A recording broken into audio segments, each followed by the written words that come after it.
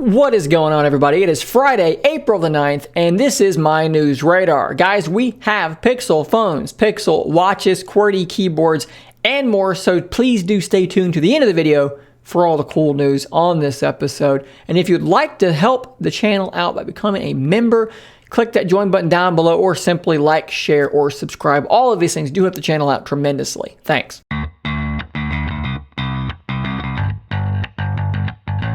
So let's start off with what I think is the coolest news of this episode.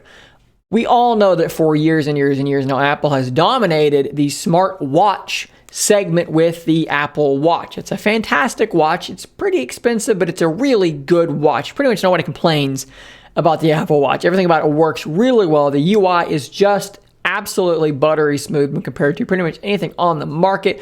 What it can do, what it's capable of, top notch all around. Then we know that Samsung has made some really good watches using their own Tizen operating system, and I think that their watches look quite nice. And then, of course, we have Fitbit, which is what I tend to use just simply because the battery life is outstanding, and really that's pretty much the only reason I chose Fitbit. And then you have Android Wear, which is, Google's answer to the smartwatch conundrum, and it is not something I've been a huge fan of. I have had in the past some Android watches, which I had the Moto 360 back in the day, and I had a Fossil Sport before this Fitbit, which, was not a great watch. It was cheap and it was okay. What we've never had, though, is an official made by Google smartwatch, a Pixel watch, if you will. And now today, we do have leaks of exactly that. These leaks come from John Prosser, who has Front Page Tech YouTube channel, but this is on Phone Arena here because they've kind of distilled it down a bit. This is what John Prosser is leaking, showing to be the Pixel watch. And at first blush, just looking at the appearance, I think two things. One, this looks like a Samsung Gear watch, one of their sport watches, which is not a bad thing because thought number two is they look great. I think that they look really, really good. I love this circular band. I love having the crown there. I do wish there were some physical buttons besides just the crown, but you can do a lot with that crown. So that's going to be probably sufficient. So Prosser is claiming he's obtained a bunch of photos of the highly anticipated Google Pixel watch named Rohan, which that is a code name that I think was floating around for a while. It says his image show off a slick design with a circular display and a metal frame, presumably. Google has chosen 2.5D glass for the front and avoided bulky bezels like the ones found in certain Samsung and Huawei watches. And I agree. This looks like you go pretty much straight to the edge here with very little bezel going on there. This is really big here. Google seems to be taking full control of the hardware side of things, with potentially custom Google silicon could be in this watch. And that's a really big deal because with Android watches in the past, Wear OS, the more RAM you got, the better these things ran. Originally, it was a very low amount of RAM, and they were just slow. When you're launching Google Assistant, they were just horrifically slow. So if they've got a good chipset in here, this could be a big improvement. We'd look to have some kind of different looking locking mechanism here for that band. Not sure what's going on there. It is looking like an announcement will be made in October alongside a flagship Pixel 6, so that all does make sense. But again, just strictly speaking about the appearance of these things, hey, that blue band, black face, that looks pretty good. If they can manage to offer some truly great battery life and good performance, it could be something I could jump ship off of Fitbit and over to Wear OS again. Speaking of John Prosser, he also is reporting something quite crazy. He's reporting that due to chip shortages, the rumored Pixel 5a has been canceled. He says, bad news, Barbette, Pixel 5a has been canceled. I'm told it's due to the chip shortage. And as of this morning, it is not moving forward. Pixel 4a and 4a 5G will continue to be sold throughout 2021. So there's been rumors about what the Pixel 5a was going to be. You're taking the 5, and maybe you downgrade it a little bit and you drop that price down again. Obviously, the A line of the Pixel phones have done really, really well. So for the 5a to be canceled, that's a pretty big piece of news. However, let's stir the pot a little bit here, because Google is saying it's not canceled.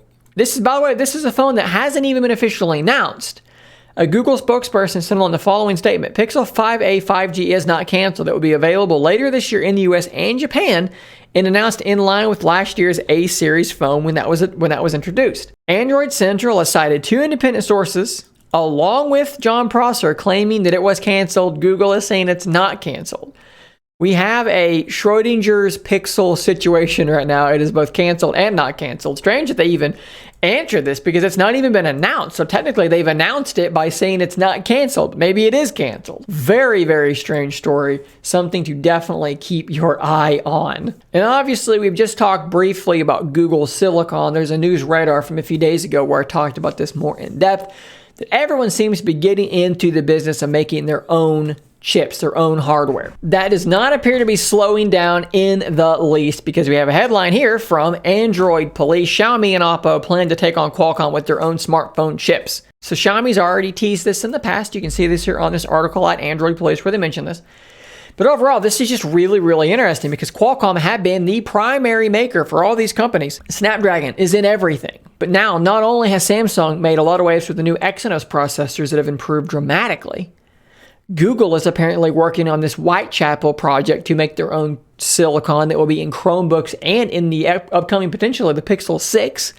Obviously, Apple's been doing this for a long time, and now Xiaomi is a big deal. Oppo is a big deal. If you don't know, Oppo and OnePlus have a similar, I think they have the same parent company. Xiaomi is massive. So this is really big. And we know that Huawei with the Kirin chips have their own chips too.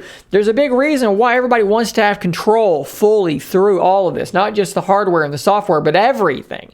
It allows you to just make a more customized device. You can customize that software, customize that hardware, and do what you want to do with it. Apple has proven how potent this is, and now everyone is seeing, wow, we need to get in on this silicon creation process. It looks to me like Qualcomm might be in some trouble. And lastly, I just want to kind of run this one by you guys. So a lot of the people on this channel use their smartphones for productivity style tasks. But I want to know what you guys think about a device like the Unihertz Titan Pocket. All right, this thing just popped up the other day. Obviously, this is a small screen, but this looks like a BlackBerry. Full QWERTY keyboard, running Android. It's supposed to be durable, supposed to have good battery life, which it should with a screen that size. I just kind of want to know what you guys think about this. This thing is going to go on Kickstarter and shouldn't be super duper expensive.